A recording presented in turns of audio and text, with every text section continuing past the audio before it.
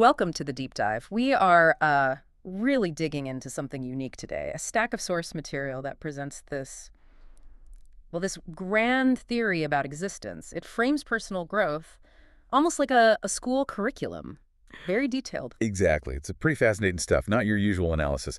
The core idea, the absolute premise here, is that Earth itself is essentially one great spiritual school. A school, okay. And every soul, according to these sources, comes here specifically to learn, to grow in wisdom, courage, and compassion. That's the goal. Right, so if life is a school, our mission today is to sort of untack that whole structure. Who are the students? What are the classrooms, the assignments? And then the really interesting part, we're going to look at one big global event and see how it was apparently custom tailored, like two totally different lessons for two specific students. Absolutely. And to really get that customization, we need the key terms the sources lay out. First, the students. Simple enough. That's each of us, each soul. Second, the classrooms. These aren't physical rooms, obviously. It's your environment, your family, your body, even your culture and the time you were born into. All that shapes the lesson. So my classroom is different from your classroom, which is different from, well, everyone else's. Precisely. Every single one is distinct. Then you have the teachers and assignments. Okay, and that's Life. basically, yes. Events, struggles, joys, relationships, especially the tricky ones, that's the curriculum you have to engage with. Makes sense. And finally, this concept of grade levels. This one. Well, it often causes a bit of confusion. I can imagine. Sounds hierarchical. Right, but the sources are really, really clear on this. Grade levels are not about being superior or better. A fifth grader isn't better than a fourth grader. Okay. So what are they about then? They just mean you're working on different material, different lessons needed for your specific growth path right now. Everyone's learning exactly what they need. Okay, all right, I think I'm following the school analogy, but it raises a big question. How does this global school give a test to everyone at once? Billions of people. Yeah. That's what they call the collective exam. Collective exam, okay. When something huge happens, something that affects the whole world, a crisis, a major event, it acts as this shared examination. Everyone sees it. Like everyone gets the same test paper. Exactly. Right. But, and this is key, your individual curriculum, based on your grade level, dictates how you're meant to process it, what lesson you personally need to pull from it. And the sources we have, they don't just talk theory, right? They point to something specific. They do. Very specific, actually, and tragic. They cite the assassination of the politician Charlie Key back on September 10th, 2025. Right, I remember that. A huge shock globally.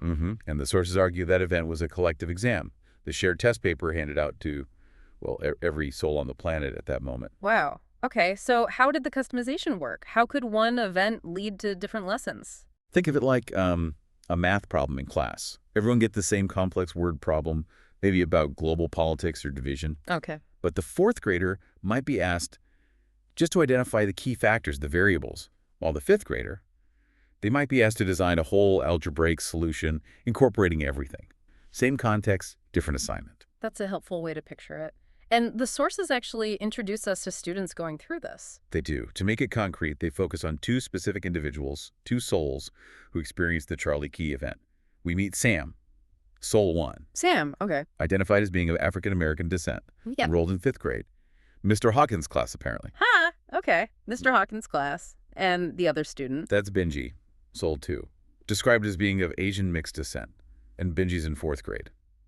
Mrs. Morris's class. So Sam, 5th grade, Benji, 4th grade, both lived through the same global trauma. Correct. But their assignments, the way they were graded internally, you could say, Yeah. totally different by design. This is where it gets really fascinating, I think. Same event, two different core lessons. Let's dive into Sam's 5th grade stuff first. The sources label it advanced energy management.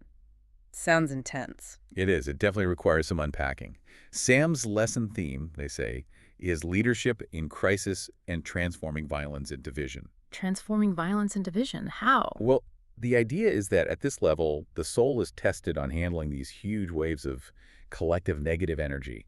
The grief, the fear, the anger. that erupted after the assassination. Right, that was palpable everywhere. Exactly. And the test for Sam was, can you handle that surge without getting swept away? Can you actually transform it? So what was Sam supposed to do? How does this spiritual curriculum define leadership in that context? Is it about taking charge? Less about taking charge, more about holding a certain coherence under intense pressure. The assignment question for Sam, as the sources put it, was something like, how do you respond to this political violence, this division? Do you add to the anger, the polarization, or do you become a source of clarity, of strength, a visionary almost? Holding a higher frequency while everything's chaotic. That's the idea. It's not about giving orders. It's about being a stable point, a structural element when things feel like they're falling apart. Wow.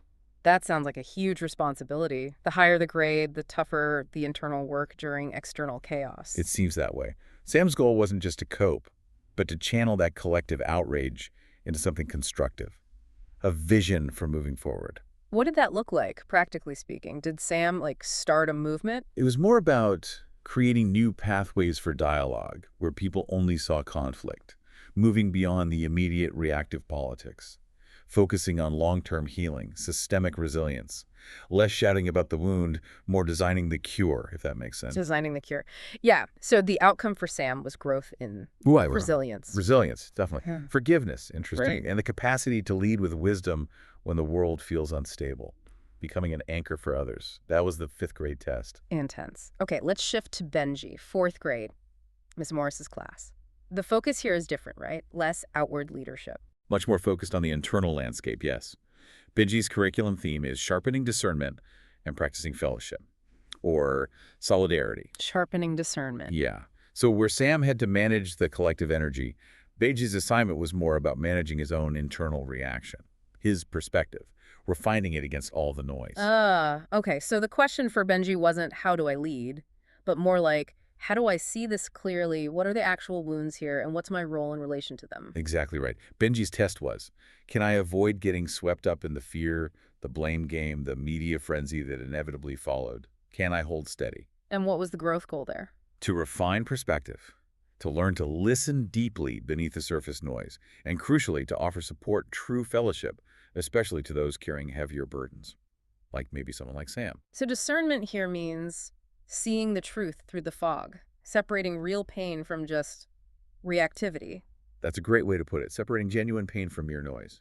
Okay, but I have to ask, if Sam is out there being the visionary anchor, doesn't Benji's focus on internal clarity and support maybe risk looking like inaction or like an excuse not to step up? That's a really important question.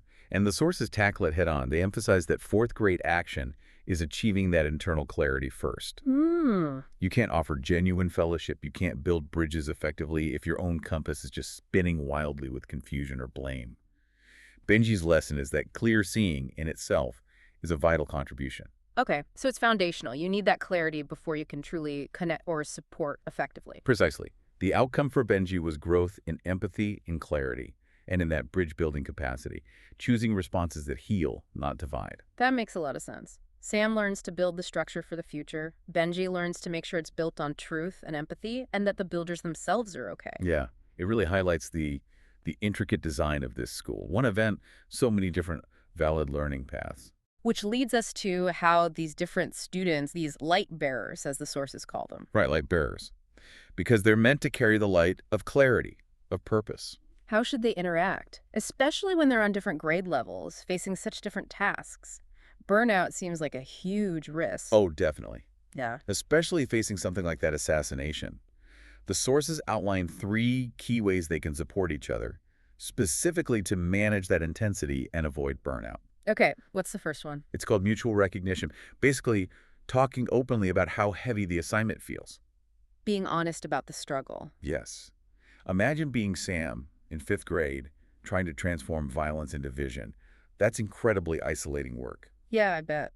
So leaders like Sam need a safe space. Maybe a friend like Benji, someone in 4th grade, where they don't have to be the strong leader all the time, where they can just be authentic about how hard it is.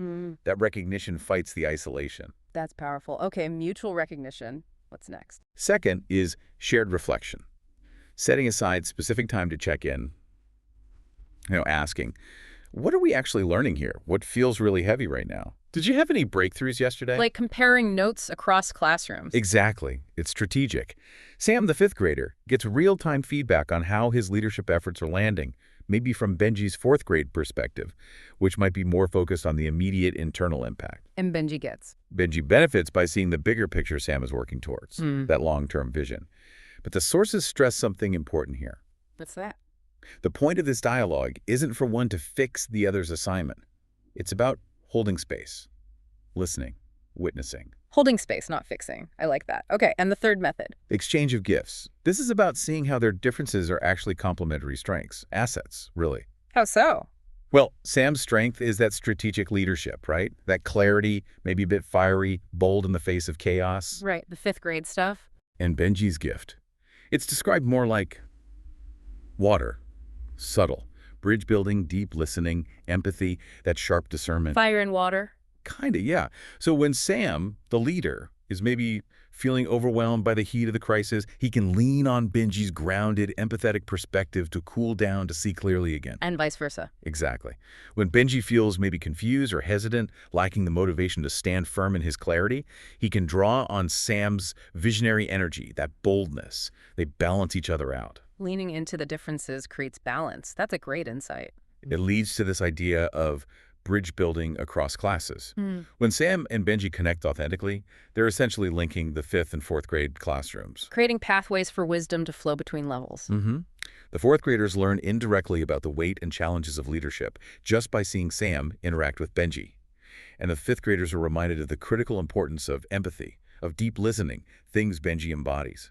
Okay, this framework is really comprehensive. So, given all this, the school, the grades, the assignments, the support, what does it mean day to day? Did the sources offer practical advice, daily practices? Oh, yes. They wouldn't lay out such a detailed system without providing sort of the homework recommendations for these light bearers, how to keep their flames lit. Good, because this sounds exhausting. What's the advice? It starts at the individual level, inside your own classroom.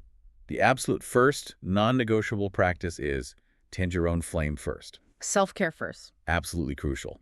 Maintain those grounding practices, meditation, journaling, breathwork, prayer, whatever works for you. You have to prevent burnout. You can't anchor anyone if you're adrift yourself. Makes sense. What else for the individual? Second key practice, lead by example, not force. Your power as a light bearer comes from demonstrating clarity or courage, not demanding others follow you. How did they describe that? Beautifully, I thought, like carrying a lantern. You light the way. Others can choose to walk beside you in that light, but you don't drag them. You don't force them into your vision or onto your timeline.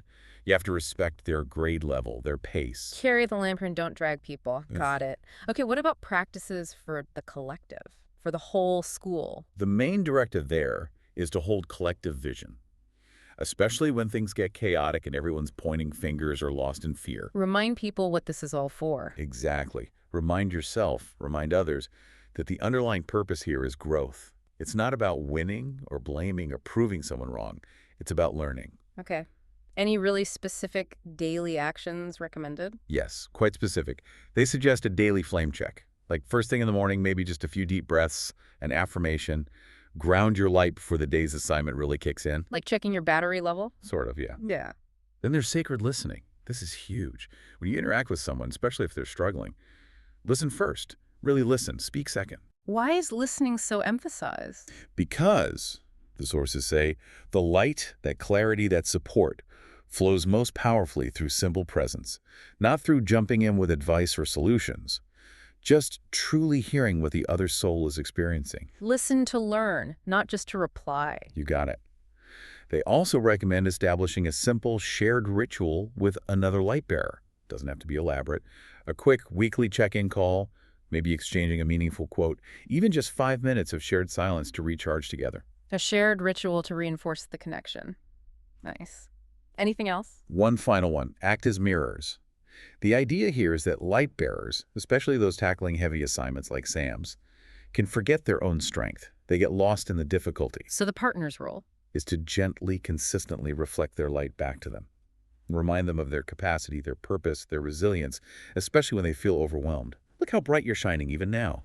That kind of mirroring. Wow. That's a beautiful responsibility to have for each other. It really is. It paints this picture of shared purpose, you know, reciprocal support, The sources basically conclude that by doing these things, the recognition, the reflection, these daily practices, Lightbearers keep their own lanterns bright, they help keep each other's bright, and ultimately, that benefits the whole school. It's a really powerful way to reframe challenges, isn't it? Not just random suffering, but curriculum, which leaves us, and you, our listener, with a pretty provocative thought to maybe explore on your own. Mhm. If every struggle, every collective crisis, every personal challenge you face is actually custom-designed course material for your specific grade level, what lesson, what growth goal is being offered to you by the next collective exam you encounter, or maybe even the one you're in right now? How's your internal coherence being tested today? Something to mull over.